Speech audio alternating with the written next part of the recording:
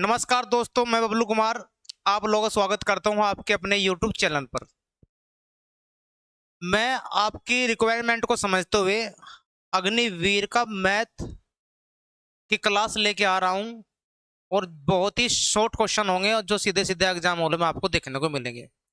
तो आज की जो क्लास रहने वाली है हमारी क्लास रहने वाली है वो रहने है नंबर सिस्टम पर। संख्या पत्ती के आखिर कौन से सवाल अग्निवीर में पूछे जाते हैं। तो आओ करते हैं आज की क्लास का आगाज। आप सभी इन क्वेश्चन को सीखिएगा और यहाँ से क्वेश्चन जो आएंगे आप उन्हें एग्जाम हॉल में सेकंडों में बना देंगे। तो आओ करते हैं बिल्कुल शुरुआत से, बिल्कुल जीरो से। ठीक है, तो हम बात करते हैं नंबर सिस्टम की, यानी कि संख्या पत्ती की। तो आप नंबर सिस्टम की जो बात कर रहे हैं बेटे, ठीक है, संख्या पत्ती की जो बात करते हैं, तो इसमें आखिर कैसे सवाल एग्जामिनर पूछता है, ठीक है, वो देखते हैं। तो देखिए, सबसे पहले बात करते हैं हम यहाँ से पॉइंट नंबर 1 की। जो पॉइंट नंबर 1 है, वो क्या कहता है? ये कहता है कि सबसे पहले हम प्राकृत संख्या देखेंगे। क्या देखेंगे हम? प्राकृत संख्या देखेंगे। और प्राकृत संख्या में कौन से सवाल पूछे जाते हैं वो देखेंगे। तो प्राकृत संख्या हमारी 1 से शुरुआत होती है, 2, 3, 4, 5, इसी तरह हमारी प्राकृत संख्याएं अनंत तक चली जाती है। यानी कि प्राकृत संख्या अनंत का मतलब अपरिभाषित। प्राकृतिक संख्याएं इतनी होती हैं कि आप उन्हें परिभाषित नहीं कर सकते। संख्या नहीं खत्म होने की, आखिर गिनते गिनते आपको आपके जो है क्या हो सकती है, सांसें खत्म हो सकती है, लेकिन प्राकृतिक संख्याएं आपकी कभी भी खत्म नहीं होती, इसीलिए कहते हैं अपरिभाषित यानी कि अनंत। ठीक है, आखिर इससे सवाल कैसे पूछे जाते हैं? इससे सवाल बनते हैं आपके, इससे सवाल बनते हैं। पहला जो सवाल बनता है ये बनता है कि एक अंक की एक अंक की सबसे बड़ी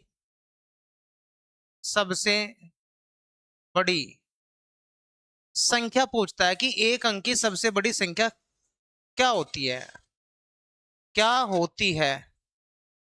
ठीक है बच्चे, तो हम बात करते हैं एक अंक की। 1, 2, 3, 4, 5, 6, 7, 8, 9। हमारी एक अंक की ये सबसे बड़ी संख्या पूछ रहा। ठीक है, तो ये हमारी प्राकृतिक संख्या में एक अंक की सबसे बड़ी संख्या कौन सी होगी? तो वो बच्चे होगी आपके 9। ठीक है, ये अग्निवीर का क्वेश्चन है। ठीक है, अब वो पूछेगा दूसरा क्वेश्चन इसमें कि दो अंक की पूछेगा सबसे बड़ी संख्या कौन सी है।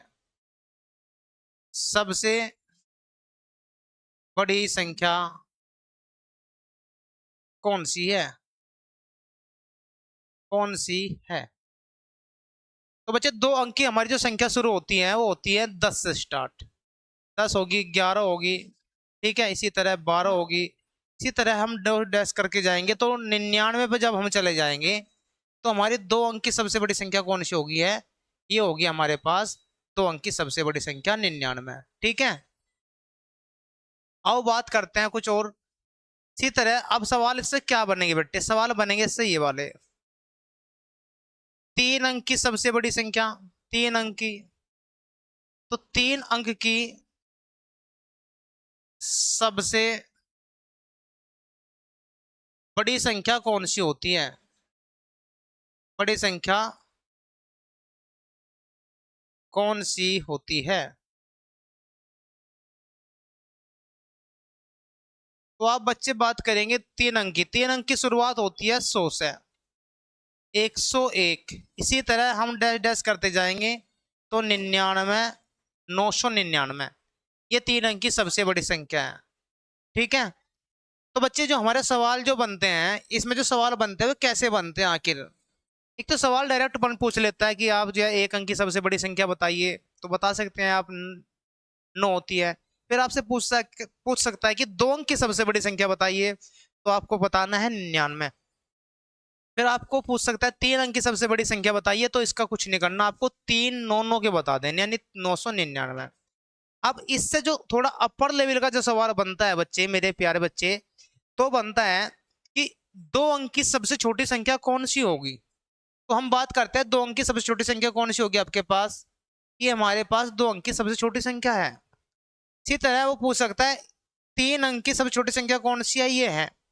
ठीक है, आपको ध्यान रखना 2 अंक की सबसे छोटी संख्या कौन सी है, ये है 10 वाली, और 3 अंक की सबसे छोटी संख्या कौन सी आपकी आपकी है, कौन सी बच्चे, 100। ठीक है, तो इसमें क्वेश्चन बनता है, आपका प्यारा सा क्वेश्चन बनता है, 4 अंकों की 4 अंकों की 4 अंकों की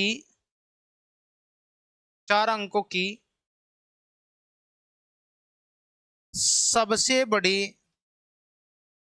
सबसे बड़ी संख्या और 4 अंकों की सबसे बड़ी संख्या और 4 अंकों की 4 अंकों की सबसे छोटी संख्या का अंतर बताइए। सबसे छोटी संख्या का अंतर क्या होगा। तो इस तरह के सवाल आपके एग्जाम में पूछे जाते हैं। तो 4 अंकों की सबसे बड़ी संख्या कौन सी होगी, तो बताएंगे 4 अंकों की सबसे बड़ी संख्या कौन सी होगी। आओ यहां देख लेते हैं 4 अंकों की सबसे बड़ी संख्या कौन सी होगी। तो मैंने आपको बताया 4 अंकों की सबसे बड़ी संख्या कौन सी होगी बच्चे।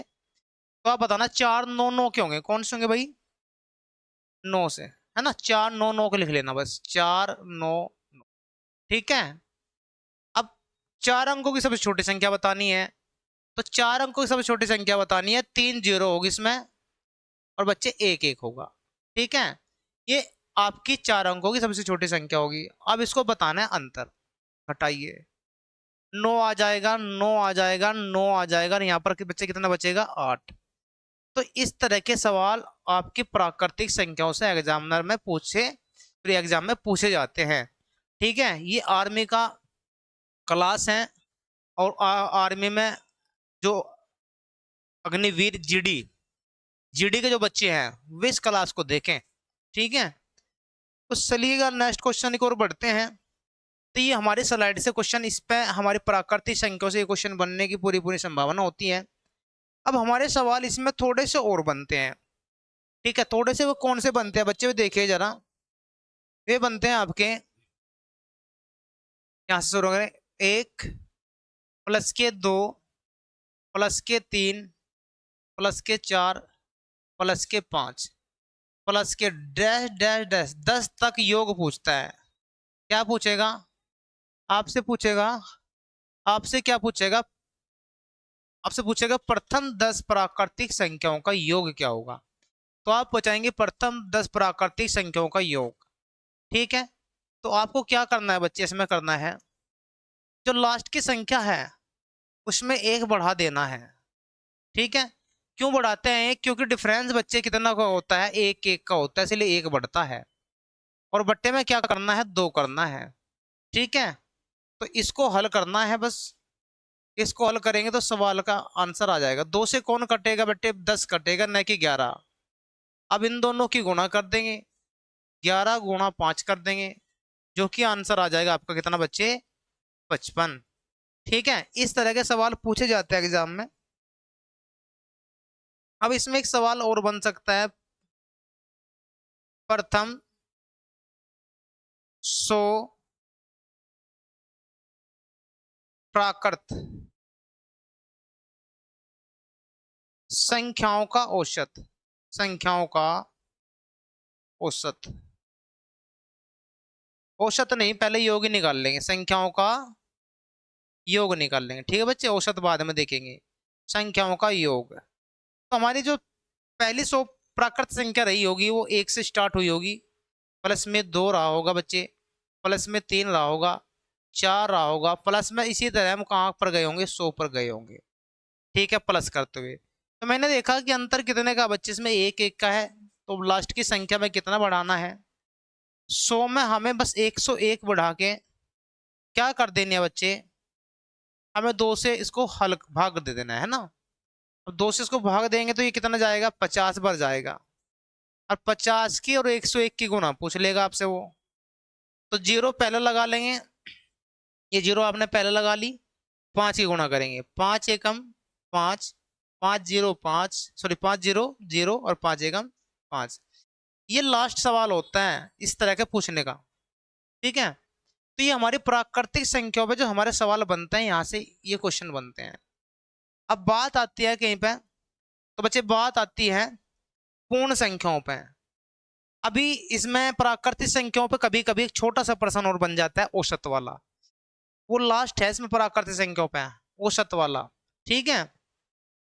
अगर आपसे खींचतान के अगर सवाल पूछ लिया उसने, एग्जामिनर ने, ठीक है बच्चे, वो पूछ सकता है औसत।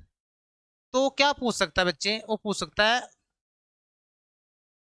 प्रथम 10 प्राकृत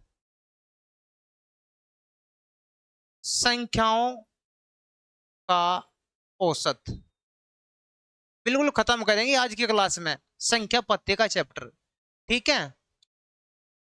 और भैया हम बात करते हैं प्रथम 10 प्राकृतिक संख्याओं का औसत। तो औसत का पहले तो मैं आपको रोल बता देता हूं बच्चे, है ना, फिर कहोगे आप रट्टाफिकेशन करा रहे हो। औसत का रोल होता है जो परिमाण दिए होते हैं, परिमाणों का योग बटे में कुल परिमाणों की संख्या, कुल परिमाणों की संख्या, ठीक है।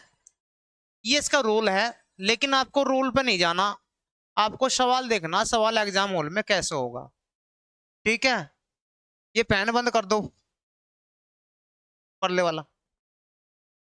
1 प्लस के, 2 प्लस के, 3 प्लस में 4, इसी तरह वो पूछ रहा है बेटे, कहां तक, 10 तक पूछ रहा है। तो आपको ध्यान रखना है, इनका औसत निकालना है। तो इनका औसत होता है कि भाई बट्टे में इनका क्या कर दें, बट्टे में इनको 10 कर दें, जितनी संख्या उनको जोड़ दें और बट्टे में क्या कर दें, 10 कर दें, ठीक है बच्चे। तो लेकिन हम आपको एक ट्रिक बता रहे हैं, ट्रिक क्या है ये देखना। ये हमारा देख लो, जो जब भी हमारा सर्वांतर बराबर हो, सर्वांतर यानी जो सारी संख्या में अंतर बराबर हो, तो क्या करना है, तो क्या करना है, तो पहली संख्या ले लेनी है और लास्ट की संख्या लेनी है, बट्टे में 2 कर देना है। तो पहली संख्या 1 है, लास्ट की संख्या 10 है और बट्टे में 2 कर देंगे, दोनों को जोड़ के 11 हो जाएगा। और 11 का आधा बट्टे कितना हो जाएगा, आप बताएंगे कि 5.5 हो जाएगा, ठीक है। तो आपको ध्यान रखना है कि हमारी प्राकृतिक संख्याओं से इतने ही सवाल बनते हैं, ठीक है। अभी चलते हैं नेक्स्ट क्वेश्चन की ओर आगे। एक प्यारा सा प्रश्न आगे चलते हैं लेके, एक प्यारा सा प्रश्न बनता है बच्चे,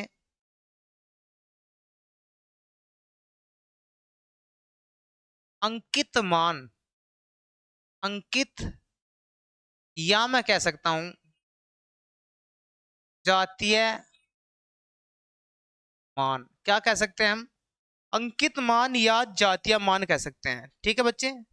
तो क्या कह सकते हैं इसमें, अंकित मान या जातीय मान कह सकते हैं। थोड़ा सा नीचे लिखना पड़ेगा, कट रहा है वीडियो, ठीक है। अंकित मान या जातीय मान, तो बात करते हैं अंकित मान की। बच्चे नोट्स बना के चलना, एक मंथ आपका एग्जाम का रह रहा है, और जितने भी मैं क्वेश्चन कराऊंगा बहुत ही मोस्ट इंपोर्टेंट क्वेश्चन कराऊंगा। अग्निवीर में आपके सवाल यहां से देखने को मिलेंगे। अंकित मान या मैं कह सकता हूं जातीय मान। अंकित मान और जातीय मान क्या होता है, ठीक है। तो ध्यान रखना, जातीय मान अंकित मान बराबर ही होते हैं, दोनों एक ही होते हैं। अगर मैं ये कह दे कि 5 का जातीय मान क्या है, जातीय मान क्या है, तो आंसर क्या होगा, 5 होगा। अगर यहीं पर ही कह दे कि 5 का अंकित मान क्या है, अंकित मान क्या है, तो बच्चे 5 ही बताएंगे। ठीक है। अब बात करते हैं कि ऐसे सवाल आखिर एग्जाम में पूछे क्यों जाते हैं। तो ध्यान रखना, हमारे कितने अंक हैं, हम बात करते हैं, अगर अंकों की बात करते हैं तो हमारे देखिए 9 अंक डाले होते हैं किसी चीज में। एक से स्टार्ट करेंगे, 1 2 3 4 5 6 7 8 9।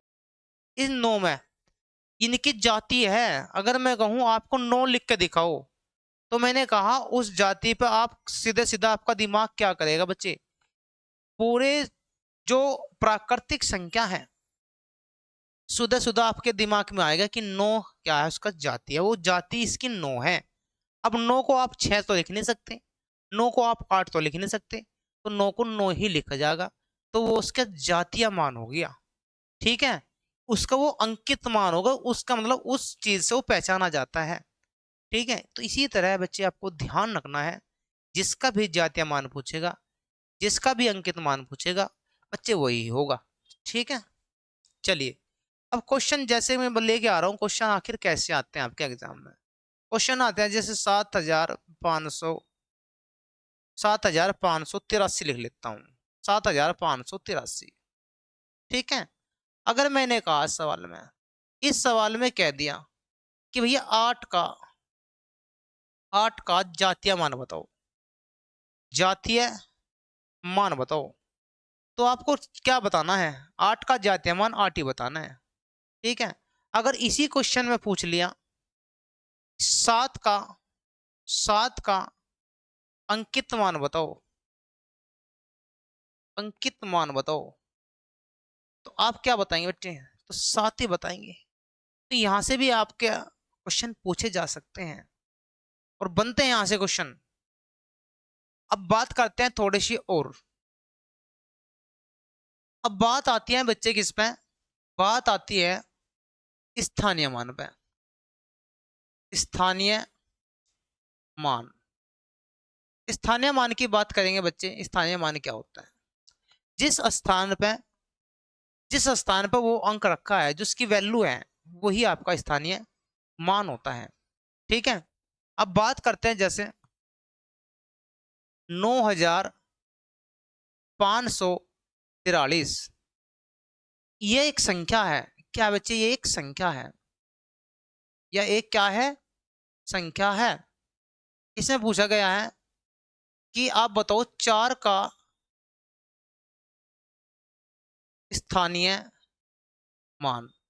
तो 4 का स्थानीय मान क्या होगा, तो 4 देखो कहां लिख रहा है बेटे, 4 लिख रहा इकाई और दाई, 4 लिख रहा दाई के सैकड़े पे, यानी कि आपको लिखना 4 और जितने अंक उसके पीछे उस पर उतनी जीरो लगा देनी है, यानी कि वो स्थानीय मान कितना है, वो 40वें नंबर पे है। ठीक है। यानी कि वो आपको देखेंगे 4 के बाद में एक जीरो है, तो ध्यान रखना वो आपका स्थानीय मान। ठीक है। बात करते हैं 7, 5, 6, 3, 2, 1। अब उसने पूछा कि सवाल में 5 का स्थानीय मान, 5 का स्थानीय मान, तो 5 देखो कहाँ लिख रहा है बेटे, 5 लिख रहा है आपका यहाँ। ठीक है। 5 लिख लो, उसके बाद में कितनी जीरो लगाएगी, तो इसके बाद में 4 आपके अंक है, तो 4 जीरो लगा देंगे बच्चे। ठीक है। तो ये स्थानीय मान हो गया। क्या सर आप बता सकते हैं स्थानीय मान और जातीय मान से किस तरह के क्वेश्चन पूछे जाते हैं। तो आइए मैं आपको समझा सकता हूं स्थानीय मान, जातीय मान, अंकित मान से कैसे क्वेश्चन पूछे जाते हैं। ठीक है बच्चे। तो आइए करते हैं नेक्स्ट क्वेश्चन की शुरुआत। क्वेश्चन पूछा जाएगा आपसे 4, 3, 2, 5, 6। ये पूछेगा आपसे कि 3 में जो संख्या है ना, इस संख्या में 3 का स्थानीय मान और स्थानीय मान और जातीय मान का अंतर क्या बताना बच्चे, जातीय मान का अंतर बताना है। क्या बताना है? अंतर बताना है। तो आप बता सकते हैं स्थानीय मान और जातीय मान का अंतर। ठीक है, तो आप पहले 3 का स्थानीय मान निकाल लो। तो क्वेश्चन में लिख रहा है 3 यहाँ पर। ठीक है, तो 3 के पीछे कितने अंक है? 1 2 3, 3 जीरो लगा दो भाई। अब उसने कहा 3 का स्थानीय मान तो आपको पता लग गया है। 3 का जातीय मान निकल लेते हैं। जाति 3 किस जाति से बिलोंग करता है? तो आप 3 को 3 की जाति लिखेंगे और बच्चे इसका क्या बता देंगे? अंतर बता देंगे। 10 में तो 3 गए 7, यहाँ पर 9, यहाँ पर भी 9 और यहाँ पर 2। ये इसका राइट आंसर हो गया। तो ध्यान रखना, इस तरह के आपके प्रश्न अग्निवीर जीडी में पूछे जाते हैं। ठीक है, चलिए नेक्स्ट क्वेश्चन की ओर बढ़ते हैं। आज की क्लास में आपको बहुत सारे क्वेश्चन देखने को मिलेंगे जो आपके एग्जाम में सीधे सीधे पूछे जाएंगे। ठीक है, और कल हम जो है एक पीडीएफ के माध्यम से पढ़ाएंगे आपको, क्योंकि आपका जो कीमती वक्त है इसे न लेते हुए यदि आप हमारी क्लास को देखें तो इसका मतलब अगर आप समझदार हैं, होशियार हैं, तो आप 2 की स्पीड करके भी देख सकते हैं कि जिससे आपका रिवीजन हो जाए। क्योंकि बहुत ही अच्छे अच्छे सवाल मैं इसको समझाने वाला हूँ। इसमें जो मिलने वाले सवाल हैं वो एग्जाम हॉल में सीधे बनते हैं। ठीक है, तो चलिए पूर्ण संख्या की ओर बात चलते हैं। पूर्ण संख्या से आखिर कौन से सवाल पूछे जाते हैं? तो पूर्ण संख्या से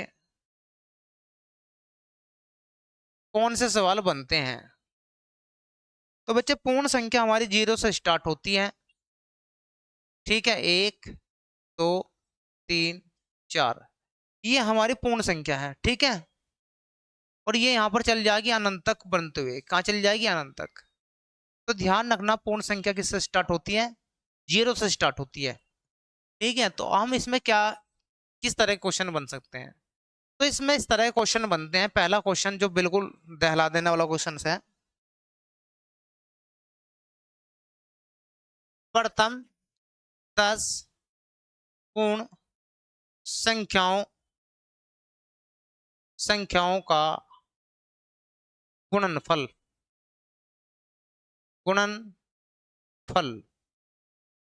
क्या होगा? क्या होगा? तो ये देखिए, प्रथम 10 पूर्ण संख्याओं का गुणनफल क्या होगा?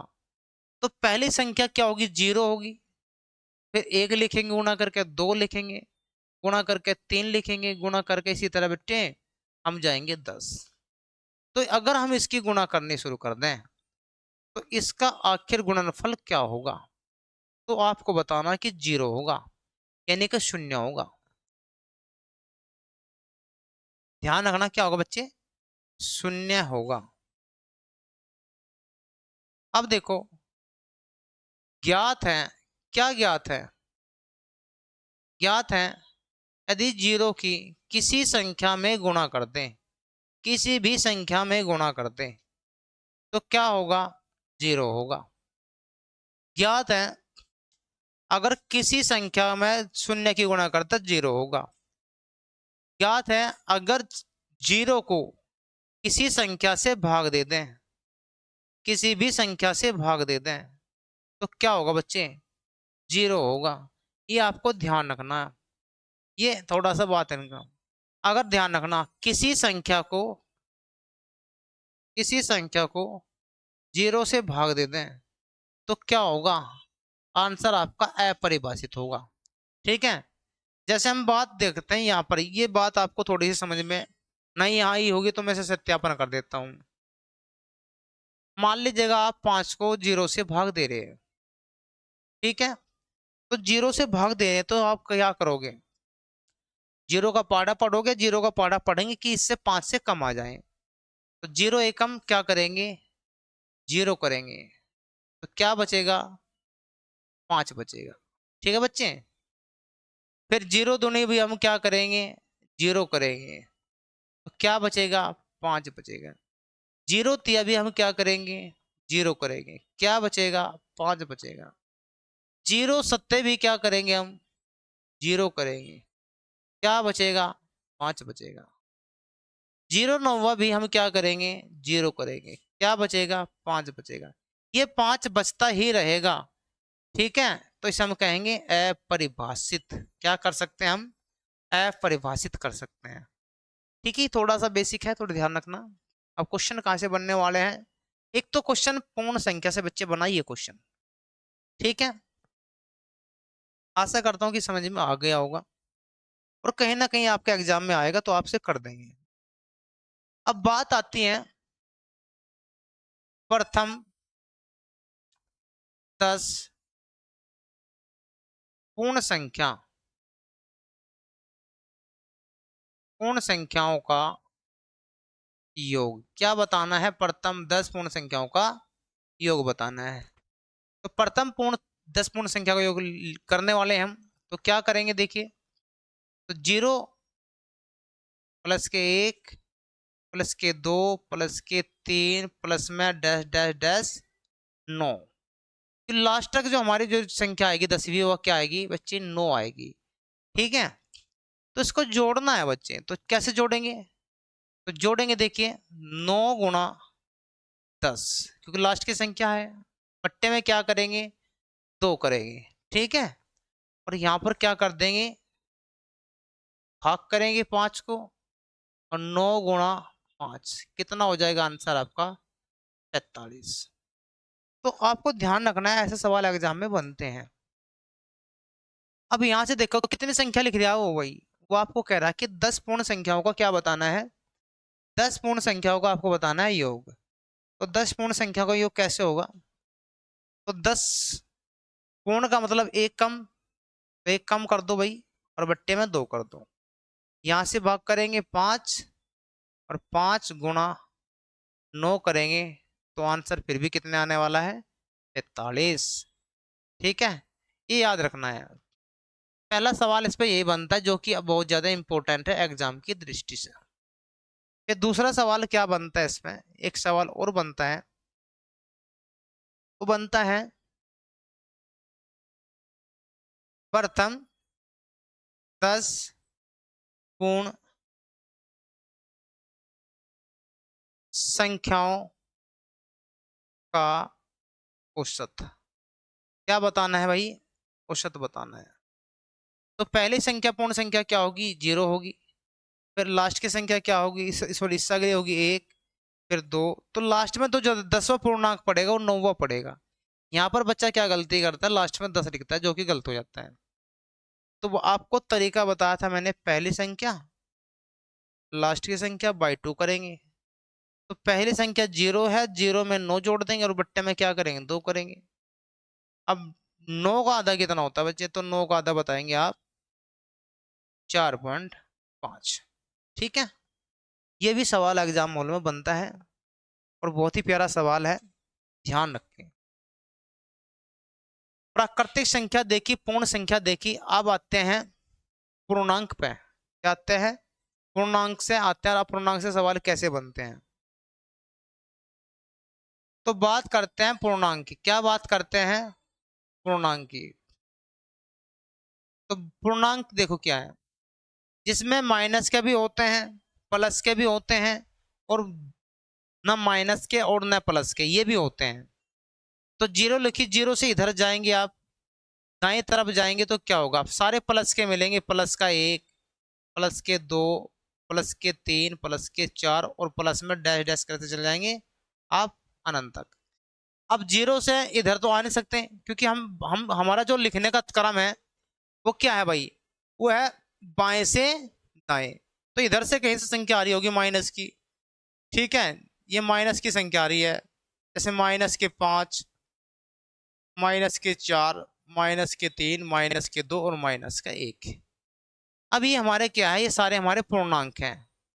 पूर्णांक क्या होगा बच्चे? पूर्णांक वही होते हैं जिसमें माइनस के भी हो, प्लस के भी हो, और न माइनस का और न प्लस का ये भी हो, ठीक है। तो 0 एक ऐसी संख्या है जो न तो धनात्मक है न ऋणात्मक है, इसलिए 0 को जोड़ने पे कोई प्रभाव नहीं पड़ता, और 0 को घटाने पे तो भी प्रभाव नहीं पड़ता। तो ध्यान रखना है, ये 0 आखिर क्या है? तो 0 हमारा एक ऐसा पूर्णांक है जो न तो धनात्मक है और न ऋणात्मक है।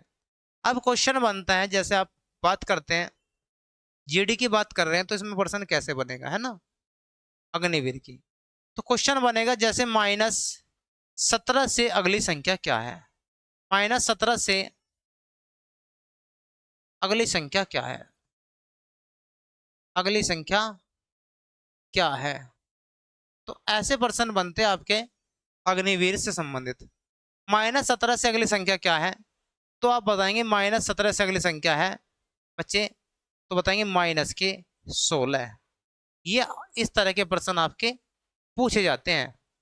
ठीक है, अब देखिए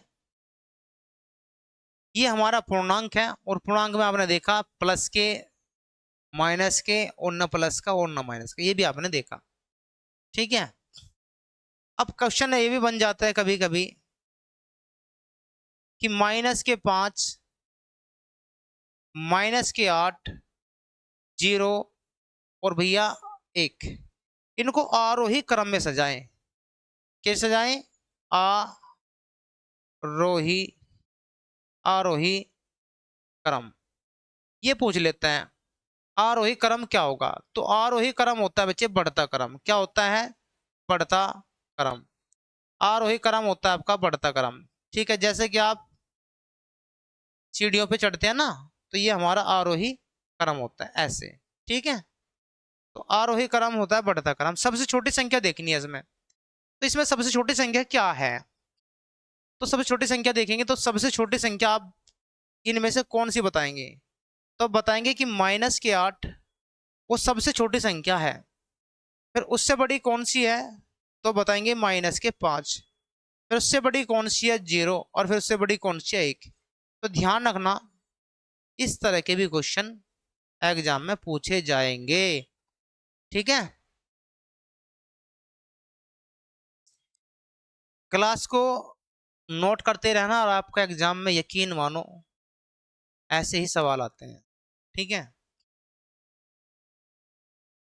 एक क्लास लेके आऊंगा बहुत अच्छी आपके लिए, वन शॉट क्लास लेके आएंगे मैथ की, जिसमें बहुत सारे एग्जाम में क्वेश्चन फंसने वाले हैं, फंसेंगे और फंसते आए हैं। ठीक है, बहुत सारा एक्सपीरियंस है। आर्मी का बैच में पिछली बार भी सिलेक्शन कराया है, लेकिन वो हम ऑफलाइन पढ़ाते थे, अब भी ऑफलाइन पढ़ाते हैं। लेकिन मैं चाहता हूँ कि जो ऑनलाइन के जो बच्चे हैं, जो दर बगल ठोकरे खा रहे हैं, तो उनके लिए एक प्यारी सी क्लास, रामबाण क्लास लेके आए। वही हम आपके लिए एक छोटी सी मुहिम चला रहे हैं। तो देखेंगे कल आपके पीडीएफ आएगी, पीडीएफ के साथ एक क्लास लेके आएंगे बहुत ही प्यारी सी। ठीक, तो ये हमारे पूर्णांक से क्वेश्चन बनते हैं, तो ध्यान रखें। अब आता है सम संख्या। सम संख्या क्या होती है आखिर? तो सम संख्या बच्चे 2 से स्टार्ट होती है, फिर 4 आती है, फिर 6 आती है, फिर 8 आती है। तो इसी तरह हमारी सम संख्या भी अनंत तक जा सकती है। अब देखो, सबसे बड़ी सम संख्या तो पूछने का नहीं आपसे, तो सबसे बड़ी नहीं तो सबसे छोटी पूछ सकते हैं। सबसे छोटी सम संख्या, तो आप बता सकते हैं सबसे छोटी सम संख्या कौन सी है? तो आप बताएंगे बच्चे 2 होती है। आखिर सम संख्याओं से सवाल कौन से बनते हैं? सम संख्याओं से सवाल बनते हैं सम संख्याओं का योग, सम संख्याओं का औसत, यही आपके सवाल बनते हैं। ठीक है, तो सबसे छोटी सम संख्या कौन सी होगी? 2 होगी। सबसे बड़ी आप बता ही नहीं सकते क्योंकि आप परिभाषित है। तो यहां से सवाल आते हैं ये वाले। प्रथम 10 सम संख्याओं का, सम संख्याओं का योग। क्या बताना है बच्चे? प्रथम 10 सम संख्याओं का योग बताना है। तो हम योग कैसे करेंगे? देखिएगा, जितनी भी हमारी सम संख्या है, जितने भी पूछ रहा है, तो उसमें एक संख्या बढ़ा के गुणा कर देंगे, तो ये हो जाएगा 110। ठीक है, ये आपको ध्यान रखना। अगर यहाँ पर क्या लिखा होता? यहाँ पर लिखा होता 20 प्रथम सम संख्याओं का औसत, तो किसकी गुणा करते? 21 की गुणा करते। और 21 दूनी 42। इस तरह के प्रश्न आपके एग्जाम में बनते हैं सम संख्याओं से। ठीक है, एक सवाल तो ये बनता है। अब एक सवाल बनता है औसत वाला। ठीक है, क्या बनता है बच्चे? औसत वाला। प्रथम 15 सम संख्याओं का औसत, संख्याओं का औसत। तो बच्चे ये भी बनता है प्रथम 10 कह दे, यहाँ पर 15 कह दे, उससे कोई फर्क नहीं पड़ेगा। लेकिन जो आपको सीख रहे हैं फर्क वो है जो आप सीख रहे हैं। 15 सम संख्या लिख ली है, औसत बताना है। क्या बताना है? औसत बताना है। तो एक बढ़ा के इसमें 15 में एक बढ़ा के बता देना, आंसर 16। ठीक है, इसी तरह अगर उसने पूछ ले यहाँ पर 20 प्रथम, प्रथम जरूर लिखेगा ना, प्रथम लिखा होगा, ध्यान रखना। प्रथम 20 सम संख्याओं का औसत, संख्याओं का औसत। तो बता देंगे बच्चे क्या होगा। 20 पूछा है तो इसका आंसर होगा कि 21। ठीक है, एक बढ़ा के बता देना है। ये हमारे सम संख्याओं से सवाल बनते हैं। ध्यान रहे, सम संख्याओं को इस तरह के हमारे सवाल बनते हैं। अब बात करते हैं किसकी? बात करते हैं बच्चे विषम संख्या की। किसकी बात करते हैं? विषम संख्या की। विषम संख्या, विषम संख्या की बात करते हैं तो विषम संख्या एक होती है। ठीक है, ध्यान रखना। आखिर मैं आपको सम और विषम में भी अंतर बता देता हूं। ये विषम होगी और नीचे हमने अभी आपको सम बताया है। सम संख्या और विषम संख्या में क्या डिफरेंस है? सम संख्या जो 2 से विभाजित हो जाती है, 2 से विभाजित हो जाए, हो जाती है, पूर्णतः ध्यान रखना, हो जाती है या कट जाती है, तो एक ही बात है। और जो 2 से नहीं कटती, जो 2 से विभाजित नहीं होती, वे क्या होती है बच्चे? वे आपकी होती है विषम संख्या। ठीक है, आशा करता हूँ ये डाउट भी आपका क्लियर हो गया होगा। ठीक है, अब बात करते हैं विषम पे। 1 3 5 7। इसी तरह अगर हम बात करें कहाँ तक, 9, यानी ये हमारी विषम संख्या कितनी आ गई है पहले देखते हैं। 1 2 3 4 5, 5 विषम संख्या है। अगर मैं कहूं 5 विषम संख्याओं का योग, प्रथम 5 विषम संख्याओं का योग, संख्याओं का, संख्याओं का क्या बताना बच्चे? योग बताना। तो क्या होगा? तो हम करेंगे 5 की 5 में गुणा, उत्तर आएगा हमारे पास 25। जितने भी आपसे क्वेश्चन पूछे जा, जितने भी क्वेश्चन पूछता है विषम संख्या होता है, तो आपको क्या बताना है? जितने भी क्वेश्चन पूछेगा विषम संख्याओं से, उनका योग बताना है। तो आपको उसी संख्या में उसका मल्टीप्लाई कर देना है। ठीक है, चलिए बात करते हैं प्रथम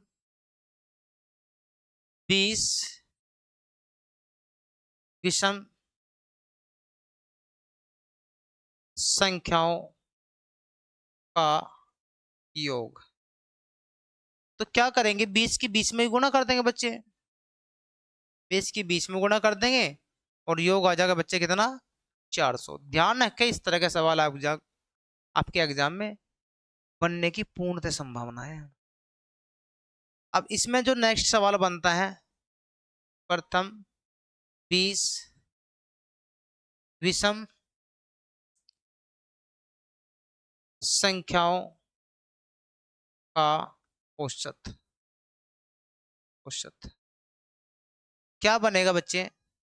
कितनी पूछ रहा है? 20 पूछ रहा है, तो इसका उत्तर 20 ही बताना है। क्या बताना है? 20। तो ध्यान रहे, जितना भी विषम संख्याओं का औसत पूछेगा तो नहीं, आपको क्या बताना है? उसका आंसर बता देना है। ठीक है, चलिए अगर मैं 1 2, 3, 4, इसी तरह हमने 100 तक लिखा संख्या। क्या लिखी? 100 तक। 1 to 100 तक जाऊं तो इसमें आपको बताना है कि सम संख्या कितनी होती है। तो आपको इसका आधा कर देना है 100 का। तो कितना आएगा बच्चे? 50 सम, और 50 ही क्या आएगी बच्चे? विषम आएगी। ये भी आपको याद रखना है, जितनी भी संख्या पूछे उतना ही उसका आधा कर देना है। सम संख्या और विषम संख्या आ जाती है, लेकिन लास्ट में क्या होना चाहिए? लेकिन लास्ट में सम होना चाहिए, क्योंकि आपको ज्ञात होगा कि 2 से वही संख्या कटती है जिसके बाद में 0, 2, 4, 6, 8 होता है। ठीक है। यदि हम बात करें 1, 2, 3 डैश हमारा 1000, इसमें सम कितना है, विषम कितना है? तो आपने देखा है 2 से विभाजित हो जाएगा, तो 2 से विभाजित आएगा तो कितना आ जाएगा? 500। 500 क्या है बच्चे? इसमें विषम संख्या है। ठीक है। और 500 क्या है बच्चे? इसमें आपकी सम संख्या है। तो यहां से जो क्वेश्चन बनते हैं सम संख्या विषम संख्या, तो यही आपके प्रश्न बनते हैं। ठीक है। अब आते हैं आपका अभाज्य संख्याओं पर। अभाज्य संख्याओं पर क्वेश्चन कैसे बनते हैं? अभाज्य संख्या, अभाज्य संख्या, तो अभाज्य संख्या की हम शुरुआत करते हैं 2। 2 से शुरुआत होती है अभाज्य संख्या की। ठीक है। तो यहां लिखेंगे 2, 3, 5, 7, 11, 13, यहाँ पर हो गया 17, फिर 19, फिर हो गया आपका 23, और फिर हो गया आपका 29। ठीक है। फिर चलते हैं आपका 31, यहाँ पर आ गया 37, और बच्चे यहाँ पर कितना आ गया आपका? 41, 43, 47, यहाँ पर आ गया आपका 53, यहाँ पर आ गया 59, फिर आपका 61, फिर आपका आ गया 61 के बाद में 67, फिर आएगा 71, फिर आएगा कौन सा? 79, फिर आएगा कौन सा? 83, फिर आएगा 89, और फिर आएगा 97। ठीक है। अगर आप अग्निवीर आर्मी का एग्जाम देना चाह रहे हैं तो 100 तक अभाज्य संख्या आपको याद होनी चाहिए। ठीक है। देखिए अब इसमें सवाल कितने बनते हैं, ये मान के चलो एक क्वेश्चन आपका पक्का है आज की इस स्लाइड से, जो वर्तमान में मैंने स्लाइड लिखी है। ठीक है। सबसे छोटी अभाज्य संख्या, सबसे छोटी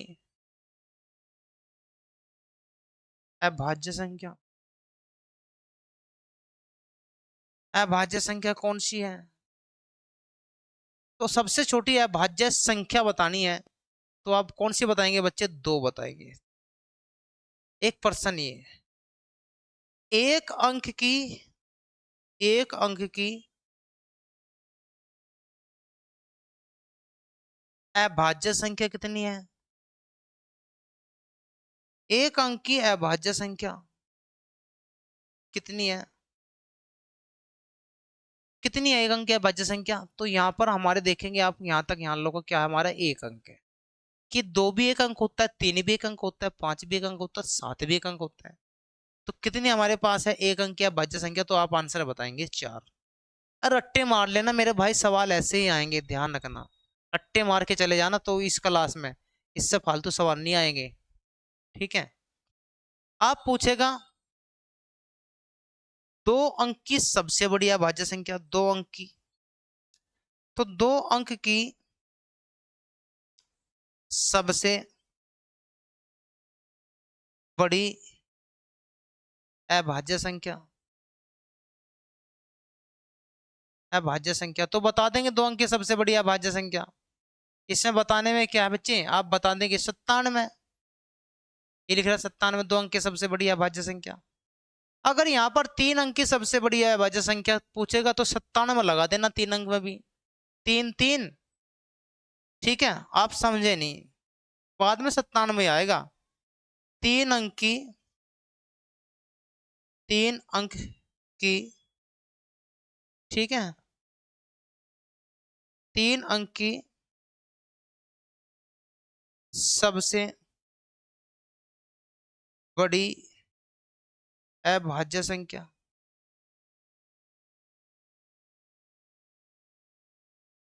तो बता था 997। ठीक है, बाद में 97 आएगी, 9 जोड़ देना आगे।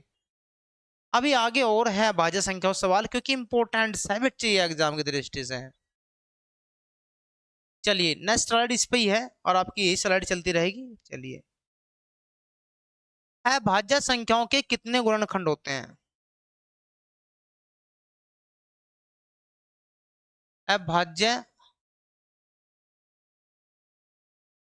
संख्याओं के कितने गुणनखंड होते हैं? कितने गुणनखंड होते हैं? बढ़िया सवाल है। खंड होते हैं, तो आप बताना इसका आंसर सीधा सीधा दो। दो का मतलब क्या है? अभाज्य संख्या का नियम है, आपको पता है क्या नियम है? नियम है वो एक से विभाजित होने चाहिए और अपने आप से विभाजित होने चाहिए, अपने आप से। अब बात करते हैं, अगर मैं आपसे बात करूं आज के बाद आप ये अभाज्य संख्या ही नहीं भूलने के। 1 2 3 4 5, चलिए यहां तक देखते हैं। या एक से कट जाएगी बिल्कुल, ये एक से कट जाएगी बिल्कुल, कट जाएगी। ठीक है, इसमें आप पहचान नहीं पाओगे एक कौन सा है और अपने आप कौन सा है। तो यहाँ पर आपकी आधी अधूरी जानकारी प्राप्त हुई, तो ये आपकी अभाज्य संख्या नहीं है। अब देखो, दो दो से कट जाएगी, एक से कट जाएगी, नियम फॉलो हो गया। तो सबसे छोटी अभाज्य संख्या कौन सी होगी आपकी? ये होगी आपकी 2। ठीक है, चलिए आज की क्लास हम इतने ही रखेंगे थोड़ा सा। ठीक है, कल लेके आएंगे बहुत बढ़िया वाली क्लास, बहुत अच्छी क्लास लेके आएंगे। इसमें थोड़ा सा बैटरी इशू हो गया है लैपटॉप का, कल लेके आएंगे। ठीक है, कल एक बेहतरीन क्लास लेके आने वाला हूँ। और यदि इस क्लास से आपको कुछ जानकारी इकट्ठी मिलती है और आपको एग्जाम में सवाल देखने को मिलेंगे, 100 के 100% मिलेंगे, तो वो बात इसमें है नहीं कि एग्जाम में सवाल नहीं मिलेंगे, एग्जाम में सवाल तो मिलने वाले हैं। ठीक है, लेकिन हाँ, अगर आप इस वीडियो से कुछ सीख पा रहे हैं या कुछ भी सीख पा रहे हैं, ठीक है, और आपका अग्निवीर में सिलेक्शन हो जाता है, ठीक है, तो आप हमसे जरूर मुलाकात करेंगे। बबलू सर 100+ के नाम से हमारा चैनल है। ठीक है, जैसे आप हमारी क्लास से जुड़े रहेंगे, आपको हम अपना एड्रेस भी देंगे और आपके जो सपने हैं उसको साकार कराने का जिम्मेदारी हम भी लेते हैं। और लेकिन सबसे अच्छी जिम्मेदारी बच्चे आपको खुद लेनी होगी। ठीक है, ध्यान रखें, मैं तो जितना करना चाहता हूँ उतना करूंगा आपके लिए। बस आपको क्या करना है, वीडियो को अगर अच्छी लगे, तो सब्सक्राइब कर देना है। अगर अच्छी ना लगे तो सब्सक्राइब तो करेंगे नहीं, लाइक भी मत करना। ठीक है, अगर हाँ अच्छी लगती हैं तो अपने दोस्तों को शेयर जरूर करें। थैंक यू सो मच, धन्यवाद, नमस्कार, जय हिंद।